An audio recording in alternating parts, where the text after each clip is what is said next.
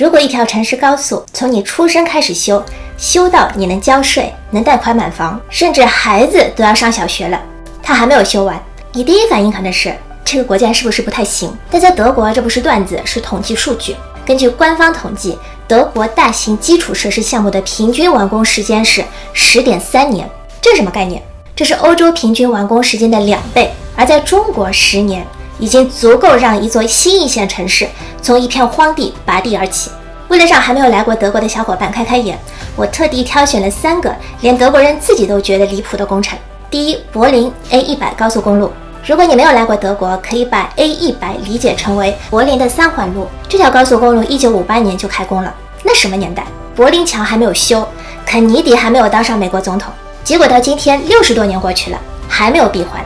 一条路从战后重建修到 AI 时代，还在修。第二，斯图加特21火车站，1995年开始规划，2010年正式动工。你看到项目的名字里有个21吧，原本是指面向21世纪的工程，现在看来更像是需要整个21世纪才能修完的工程。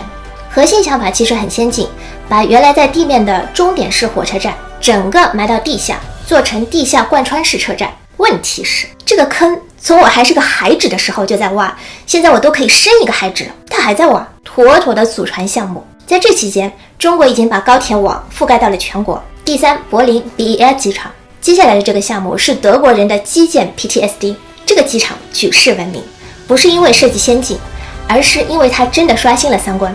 时间线很简单，90年代开始规划，2006年动工，原计划2011年启用。启用前2周，请柬发了，默克尔讲话稿都准备好了，然后紧急叫停，原因很离谱，设计师嫌屋顶烟囱太丑，就搞了个逆天的方案，把烟雾往下吸。朋友们，热空气往上飘啊！阿基米德的棺材板都要压不住了好吗？于是消防验收不过关，这一停就是9年。这还没完，因为软件故障，机场里虽然没人，但航站楼里的灯关不掉，24小时灯火通明，每天烧掉几千欧元电费。到2020年底终于开门了，正好赶上了疫情。笑话看到这里，问题就来了，德国人是真的不会修建东西吗？显然不是。德国工程能力世界顶级，那问题只剩一个，到底是什么原因能把这么多基建项目拖成世纪工程？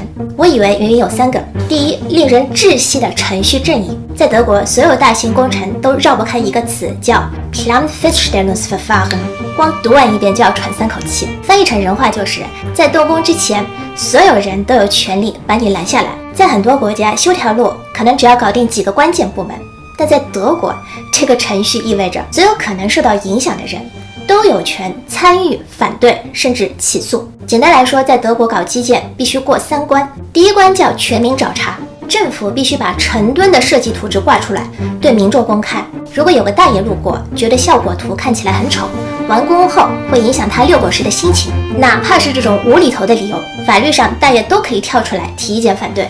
这就引出了第2关，辩论大会。如果收到了几万条反对意见，工程方必须一条一条都给出书面的回复，甚至还要开听证会跟市民吵架。只要漏了一条，对不起，程序违法，重来。第3关就是法院见，如果还有人不服，就可以直接告上法庭。一旦起诉，整个工程就得暂停，等法官判完了再说。这一等通常就是3-5年，听起来很抽象。不知道你们有没有听过 Offenburg 隧道吗？那里是平原，从任何工程逻辑来讲，修建地面铁路都是最省钱、最快捷的方式。但当地居民靠着这套程序跟开发商极限拉扯了20年，理由是火车太吵，必须走地下。结果你猜怎么着？既省钱又省时的地面方案被放弃了，硬生生在地下挖了11公里的隧道，多烧了38亿欧元。这就是德国模式，程序赋予了每个人说不的权利，但成本永远由纳税人承担。你以为过了群众这一关就完了？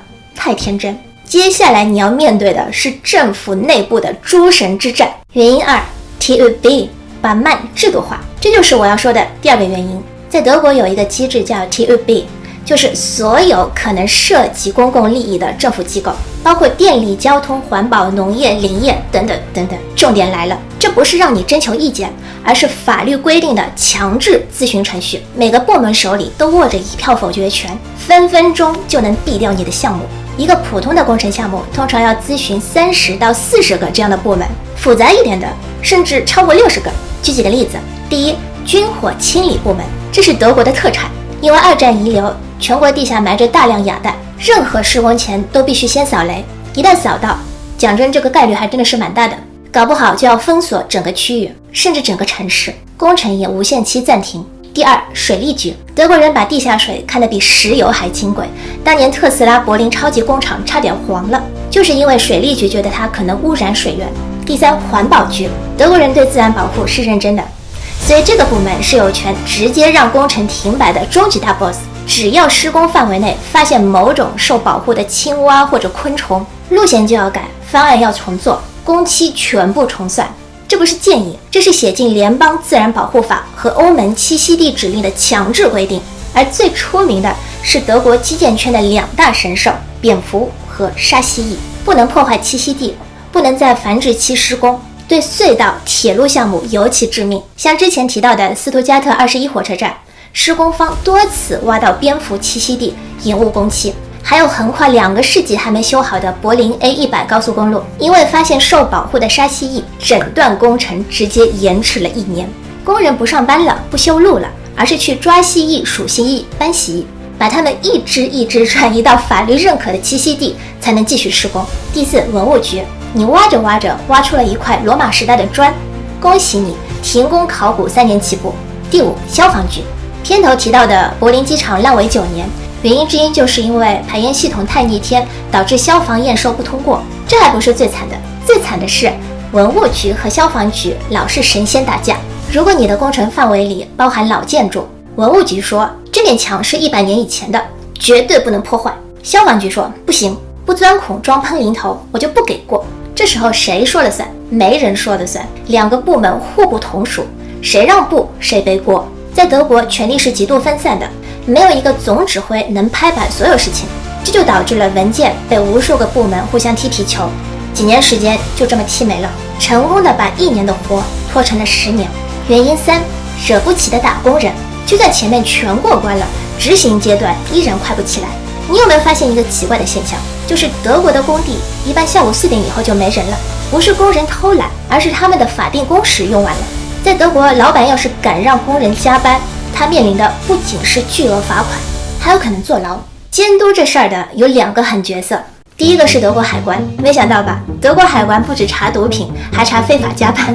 有一支叫 FSK 的专门查非法用工的执法单位，可以突击检查工地，一旦发现有人周末或者节日偷偷开工或者工时造假，就要直接封锁现场。第2个狠角色就是工会，他们手里握着一本天书，就是 Tarifvertrag， 这里面有个神规定叫恶劣天气补偿，如果刮风下雪或者夏天超过30度，工人就可以直接回家躺平，而且工资照发。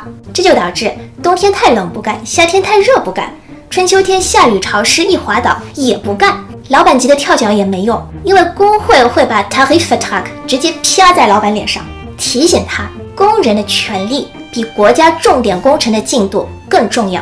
想赶工期不存在的，警察抓你，工会怼你，工人告你，谁敢？德国的基建没有速度与激情，但这种慢节奏带来了严谨的程序、工人的健康、动物的生存空间，以及每一个普通人说不的权利。但是当这种安全感威胁到整个系统的竞争力的时候，它还是一种安全吗？